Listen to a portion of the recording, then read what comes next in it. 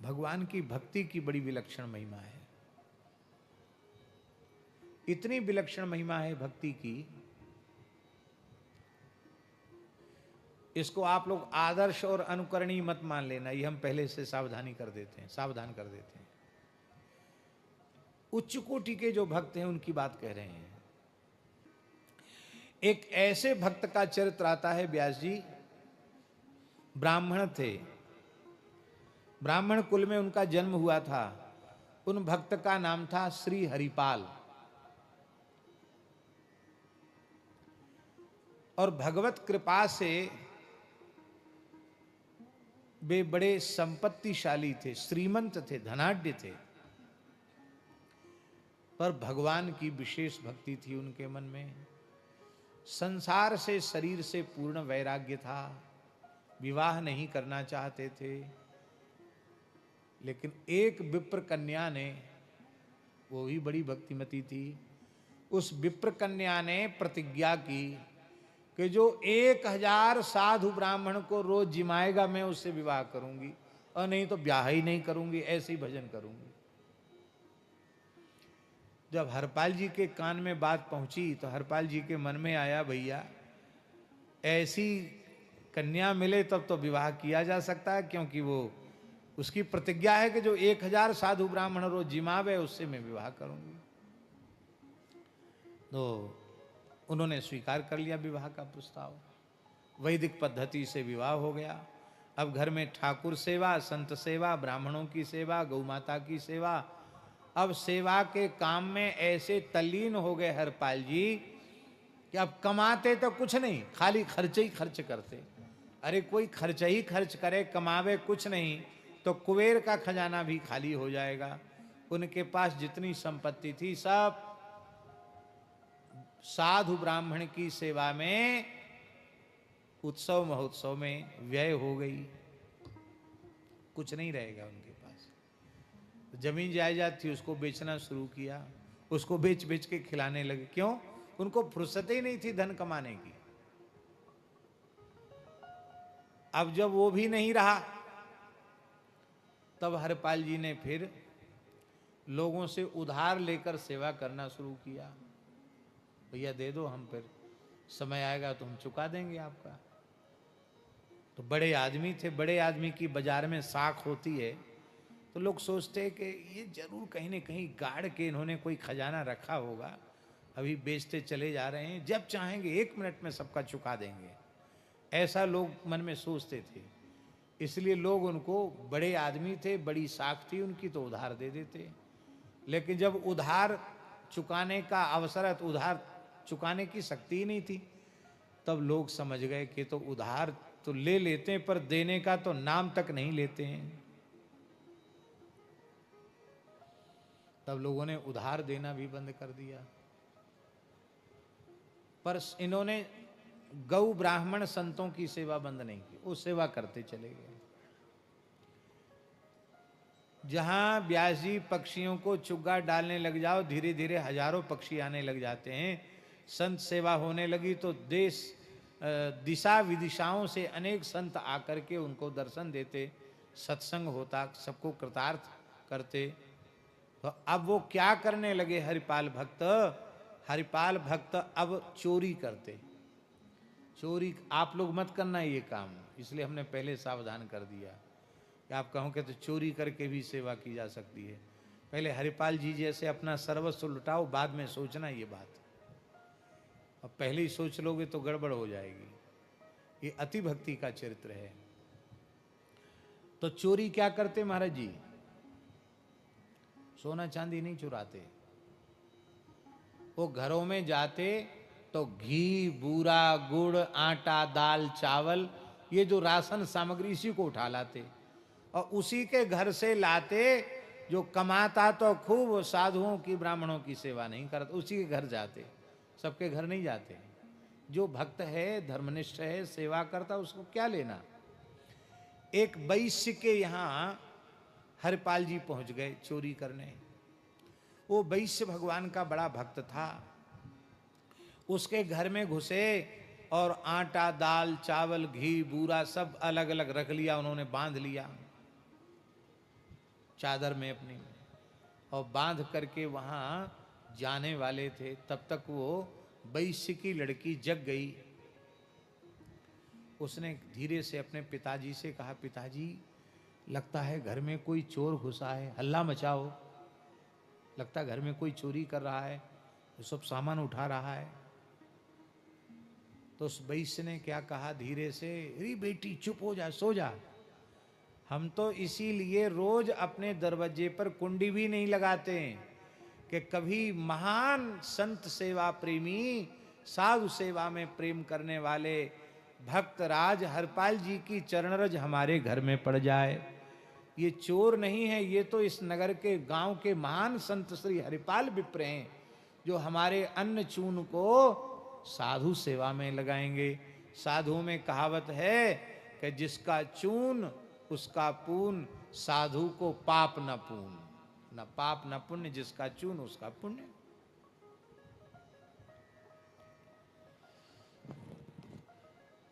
अब हरपाल जी के कान में बात पड़ गई, अरे बोले ये तो धोखा हो गया, किसी भक्त के घर में आ गए हम। तो अपने गांठ का पिछौरा भी वहीं छोड़ के चले आए। पर वो वैश्य भी कम नहीं था व्यास जी, वो वैश्य सवेरे ही सारा सामान लेकर पहुंच गया। बोले महाराज मेरे मन में बहुत दिन से मनोरथ था कि आपके यहाँ कुछ अन्न चून सेवा में लग जाए, आपका वस्त्र भी है, ये भी है, और कुछ अधिक ले जाकर उसने समर्पित किया। ऐसे सेवा करते थे। एक दिन ठाकुर जी ने परीक्षा ली। जैसे ब्रह्मचारी जी के समाज साथ बड़ी जमात है, ऐसे ही कोई विशिष्ट महापुरुष आए, उनके साथ संतों की बहुत भारी जमात थी। और वो जमात जैसे हरपाल जी के यहाँ पहुंची, हरपाल जी ने सबको साष्टांग प्रणाम किया, आओ आओ महाराज महाराज विराजो विराजो विराजो।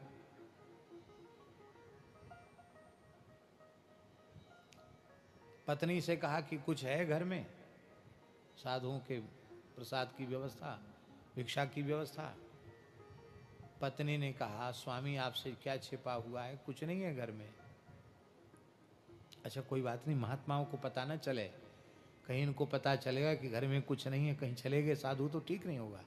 इनको प्रेम से बिठाओ, और देख तेरे कान में थोड़ा सा स्वर्ण है, उसी को दे करके और कुछ बाल भोग की व्यवस्था हो जाए, अब बाकी व्यवस्था सब ठाकुर जी करेंगे। तो अब रात तो थी नहीं जो ले आते, दिन था, क्या करें। तो आज मन में सोचा कि दिन दहाड़े ही राहजनी करेंगे। राहजनी जानते हो ना, राहजनी समझते हैं कि नहीं, रास्ते में खड़े होकर किसी को लूट लेंगे। तो हरपाल जी निरंतर भगवान नाम का जप करते हुए बड़े बड़े तिलक धारण करते थे, तुलसी माला, और वो लठ पर अपनी ठोड़ी टिका के खड़े हो गए। और हे द्वारिकाधीश प्रभु, आज संतों की लाज रख दो, आज हमारे मेहमान घर में आए हैं, घर में खाने को कुछ नहीं है, कोई मालदार आदमी भेज दो, एक बार में ही लूट कर सब व्यवस्था हो जाए। तो दूसरा कोई मालदार तो नहीं आया, स्वयं रुक्मिणी जी के साथ द्वारिकाधीश भगवान आ गए। अब द्वारिका में ये बढ़िया से दिखा सकते हैं किसी प्रसंग में। तो जैसे ही ठाकुर जी वहां चलने लगे द्वारकाधीश प्रभु, तो रुक्मिणी जी ने कहा कि प्रभु इतनी हड़बड़ी में इतना सेठ बनकर और इतना हीरा जवाहरात पहन के कहाँ, बढ़िया पगड़ी वगड़ी बांध के, खूब अंगूठियां पहन के, हाथ में क्या होता है वो सोने के कड़ा वगैरह पहन के, कमर में कोंधनी बांध के खूब सोना लाद लिया। भगवान बोले ये सेठ के नाटक में आप कहाँ जा रहे हो। भगवान बोले ये तुम्हारी आदत बहुत खराब है, चलते समय टोकना नहीं चाहिए, टोकने से असगुन हो जाता है, सगुन बिगड़ जाता है। लक्ष्मी जी ने, रुक्मिणी जी ने कहा इतना क्यों नाराज हो रहे हैं, झल्ला रहे हैं हमारे ऊपर, अरे सही सही बताओ कहाँ जा रहे हो इस नाटक में, सेठ बनकर ये किसका, ये सेठ वाला भेष धर के कहाँ नाटक करने जा रहे हो। सांवलिया सेठ बन के तो नाटक आपने किया, अब कौन सा नाटक करने वाले हो। श्री ठाकुर जी के नेत्र भराए, बोले देवी विलंब मत, तुम बातों में मत अटकाओ, मेरा भक्त अधीर होकर मुझे पुकार रहा है, आज मैं उस अकिंचन भक्त का दर्शन करने जा रहा हूं। क्या कहा? दर्शन देने जा रहा हूं नहीं, क्या कहा? मैं अकिंचन भक्त का दर्शन करने जा रहा हूं। रुक्मिणी जी ने कहा तब तो हम जरूर चलेंगे। आपका दर्शन ब्रह्मा देवता करना चाहते हैं और आप जिसका दर्शन करने जा रहे हो उसका दर्शन तो हम जरूर करेंगे। तो भगवान बोले बात मत करो, जल्दी सेठानी बन जाओ और बढ़िया बढ़िया आभूषण धारण कर लेना। माताओं को आभूषणों से बड़ा प्रेम होता है और उनके पतिदेव उनको प्रसन्नता पूर्वक अनुमति और दे दें, फिर तो क्या कहना। लक्ष्मी जी, रुक्मिणी जी तैयारी कर रही थी, अरे भगवान जल्दी जल्दी चलो, जल्दी करो, जल्दी करो। जल्दी जल्दी लक्ष्मी जी ने आभूषण धारण किए, सेठ सेठानी बनकर, और सीधे हरपाल जी के सामने प्रकट हो गए। वो तो आंख मूंद करके भगवान का चिंतन कर रहे थे, जप कर रहे थे। प्रभु आज हमारे घर में मेहमान आए हैं, आपके प्राण प्यारे संत आए हैं, आप लाज रखना, संत भूखे न चले जाएं। तो ठाकुर जी के आभूषणों की आवाज उनके कान झम झम, इतना पहने थे ठाकुर जी। नेत्र खुले, देखो रे बड़ी बड़ी मालदार आदमी है, इतना इन्होंने शरीर पर पहन रखा है तो घर में इनके कितना होगा। तो हरपाल जी ने हाथ जोड़कर कहा भगत जी राम राम। भगवान कुछ नहीं बोले। अरे भगत जी आपने सुना नहीं, जय श्री कृष्ण, जय द्वारिकाधीश। इतना सुनते ही तो ठाकुर जी तो नाटक करने गए, क्रोध में तिलमिला गए। अरे बोले हम खूब समझते हैं, तुम्हारे जैसे ये भक्तों का भेष बनाने वालों ने देश का बेड़ा गर्क किया है। हाँ, दिन भर राम राम करते हो, रात में चोरी करते हो, हम सब जानते हैं। वो तो भगवान तो ठीक ही बोल रहे थे, दिन भर राम राम करते हो, रात में चोरी करते हो। ये तुम्हारे जैसे लोगों पर हम विश्वास नहीं करते हैं, और हम तो ऐसे ढोंगियों को भीख तक नहीं देते हैं। जाओ अपना रास्ता नापो। हरपाल जी ने सोचा मन में कि ये तो बहुत भारी दुष्ट है, ये महाविमुख है, ये भगवान के नाम को सुनकर इसके भीतर आग लग गई। अरे राम राम बड़ा भारी, ऐसा नास्तिक आदमी तो हमने देखा नहीं, इसको तो जरूर लूटना है। तो हरपाल जी बोले कोई बात नहीं भगत जी, मेरी बात से आपको कष्ट हुआ, आप क्षमा करें, मैं आपकी कोई सेवा कर सकता हूँ, सहायता कर सकता हूँ, तो आप मेरे लायक कोई सेवा बताइए। भगवान बोले कि हमको अमुक नगर तक जाना है और हमारे पास तुम देख ही रहे हो कि बहुत आभूषण हैं और कुछ हीरे जवाहरात, कुछ मुद्राएं भी हमारे पास, कुछ धन भी है हमारे पास, और हमने सुना है कि यहाँ इस क्षेत्र में एक बहुत बड़ा डकैत है, उसका नाम हरपाल है, लूट लेता है वो, तो उससे हमको बड़ा डर लग रहा है, तो उससे सुरक्षित बचाकर हमको इस जंगल के रास्ते को पार करा दो। हरपाल जी बहुत प्रसन्न हुए, चलो हमारे ही नाम ले रहा है। बोले हाँ हाँ है तो वो बहुत ऐसे ही आदमी जो आप कह रहे हैं, आपने ठीक कहा, पर एक बात है, हम आपको वहाँ तक पहुँचाएंगे, आपका कुछ सामान भी उठाएंगे, आपको वहाँ तक पहुँचाएंगे सुरक्षित, तो आप हमको क्या देंगे? बोले तुम जो इच्छा हो सो मांग लो। तो हरपाल जी ने कुछ मांग लिया, कहा देखो हमको मजदूरी पहले दे दो, क्योंकि हमारे घर में कुछ मेहमान हैं जिनसे उनके कुछ प्रसाद की व्यवस्था हो सके। और हरपाल जी को उन्होंने कुछ दिया और उन्होंने घर जाकर दे दिया, सब व्यवस्था हो गई। अब हरपाल जी चलने लगे तो ठाकुर जी ने क्या कहा कि देखो भगत तुम आगे आगे चलना और हम पीछे पीछे चलें, क्यों? एक तो रास्ता तुम्हारा देखा हुआ, हमारा रास्ता देखा हुआ नहीं है। दूसरी बात यह है कि सामने से कोई चोर बदमाश, कोई शेर भालू चीता कोई आ गया तो कौन हमारी रक्षा करेगा? आप आगे आगे चलो। तीसरी बात, आप पीछे मुड़ के मत देखना। क्यों? हम अपनी सेठानी के साथ क्या बात करते हैं, आप भगत आदमी, आपको सुनने की क्या जरूरत है, आपको देखने की क्या जरूरत है? हाँ बिल्कुल ठीक बात है, हम नहीं देखेंगे। अब ठाकुर जी रुक्मिणी जी से बात कर रहे हैं कि देखो, रुक्मिणी जी बीच बीच में कहते हैं कि कुछ गौ सेवा करने। अरे बोले महामूर्खता का काम है गौ सेवा में पैसा खर्च करना, साधु सेवा, अरे बोले ये तो और ही वज्र मूर्खता का काम है। ये निठल्ले बाबाजियों को खिलाने से क्या मिलेगा? अरे पैसा है, पैसे से पैसा बढ़ता है, इसको और बढ़ाना चाहिए। देखो इतने खजाने वहां भर गए हैं, अब वहां एक नया खजाना स्थापित करना है, वहां नया धंधा खोलना है। अब रुक्मिणी जी भी भगवान का रुख समझ रही, रुक्मिणी जी सेवा की बात कहती, भगवान उसको फटकारते हैं और ये कान में सुनते हैं, पीछे देखते नहीं, क्यों शपथ दिला दी है। भगवान ने ऐसा क्यों किया? ऐसा इसलिए किया कि भगवान सोच रहे हैं ऐसा साधु सेवा प्रेमी, ऐसा अकिंचन भक्त, इसकी चरणरज में मस्तक पर लगाऊंगा, ये देखेगा तो मेरी लीला बिगड़ जाएगी। अनुब्रजाम हम नित्यम पूये ये त्यंग्री रेणु भी। अब बातचीत सुन के उनको निश्चय हो गया कि ये मालदार बहुत है, लेकिन आज तक इसने कोई अच्छा काम किया ही नहीं। ऐसे आदमी का धन तो सेवा में लग जाए तो बहुत अच्छा है। तो बीच जंगल में उन्होंने अपना साफा खोला और बिछा दिया रास्ते में, जोर से लठ पटका धरती पर, खबरदार एक पैर यहां से आगे बढ़ाया तो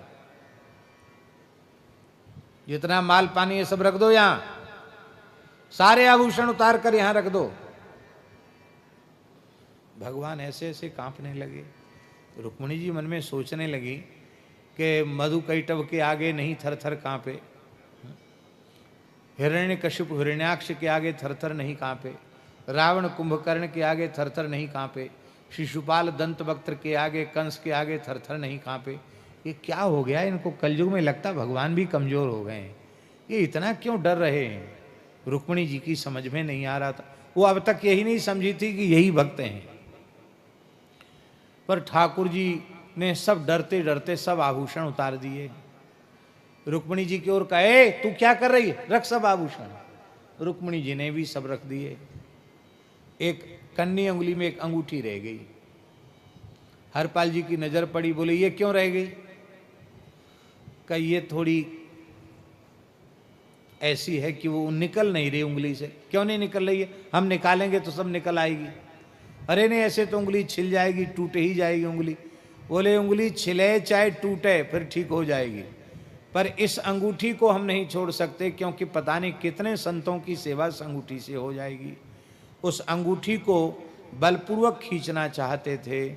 रुक्मिणी जी रुष्ट होकर कुछ साप देना चाहती थी, तब तक भगवान द्वारिकाधीश रूप में प्रकट हो गए। बोलो द्वारिकाधीश की।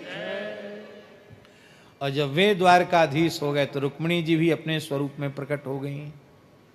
हरपाल जी फूट फूट कर रोने लगे, प्रभु आप हमारे साथ लीला करने के लिए आपने ही ये नाटक किया। निहिकिंचन एक दास तासुके हरिजन आए, विदित बटो ही रूप भये हरि आप लुटाए। नाभाजी कह रहे हैं भगवान लुट गए। भगवान ने कहा आप जैसे भक्त तो हमको लूट ही लेते, हम तो खुद लूटने आए थे। बहुत अच्छा हुआ, और अब ये संपत्ति आप अपने घर ले जाओ। अब अक्षय होकर यह धन आपके यहाँ रहेगा।